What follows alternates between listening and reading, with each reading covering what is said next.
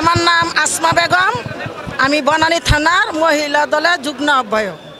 আজকে প্রতিবাদ সভা আওয়ামী লীগ সন্ত্রাস বিরুদ্ধে, বাংলাদেশ আওয়ামী লীগ সন্ত্রাস বিরুদ্ধে প্রতিবাদ মিছিল।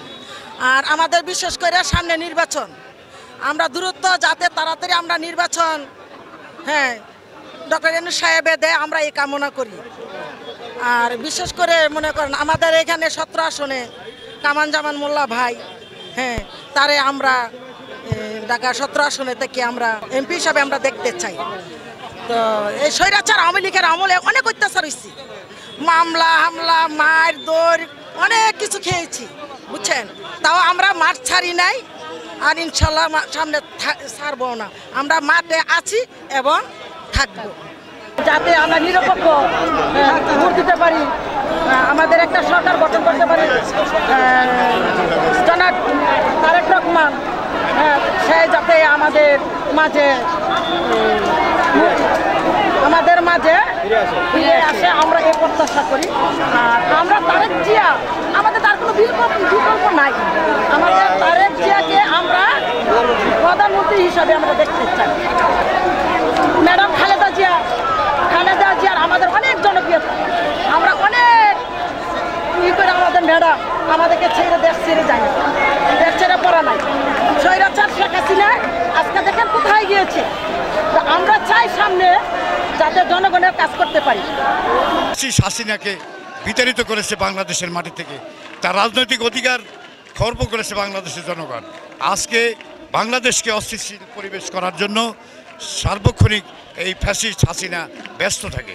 উনি শুধু দিল্লিতে বসে বাংলাদেশের মানুষকে বাংলাদেশের রাজনীতিতে উস্কানি দেয় এবং বাংলাদেশের মানুষ বারবার শেখ হাসিনা এই ফ্যাসিস্ট সরকারের বিরুদ্ধে প্রতিবাদ করে আসছে। আমরা জানি যে বাংলাদেশ জাতীয়তাবাদী দল বাংলাদেশের সর্ববৃহৎ দল, এই দলের বিকল্প কিছু নাই।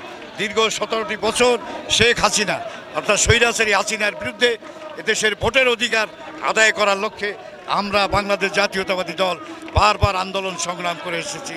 হত্যা, নির্যাতন, খুন এবং গুমের মতো বিভীষিকাময় দিন আমরা পালন করে কাটিয়ে এসেছি।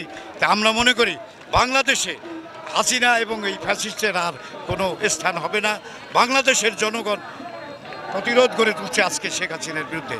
আজকে শেখ হাসিনা যখনই কোনো কর্মসূচি দেয় তখনই বাংলাদেশের মানুষ ঝাঁপিয়ে পড়ে তার এই কর্মসূচির বিরুদ্ধে।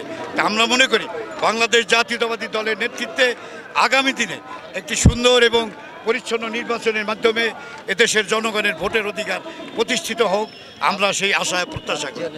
আজকে আপনারা জানেন বাংলাদেশ জাতীয়তাবাদী দলের প্রাণপুরুষ, যিনি দীর্ঘ বছর শেখ হাসিনা অজেদের রোশানালে পড়ে আজকে বাংলাদেশের বাইরে অবস্থান করছেন, আজকে সুদূর ইউকেতে বসে আজকে বাংলাদেশ জাতীয়তাবাদী দলকে এমনভাবে পরিচালনা করেছেন এবং শেখ হাসিনাকে বিতাড়িত করার পিছনে আমাদের দেশনায়ক তারেক রহমানের ভূমিকা সবচেয়ে বেশি।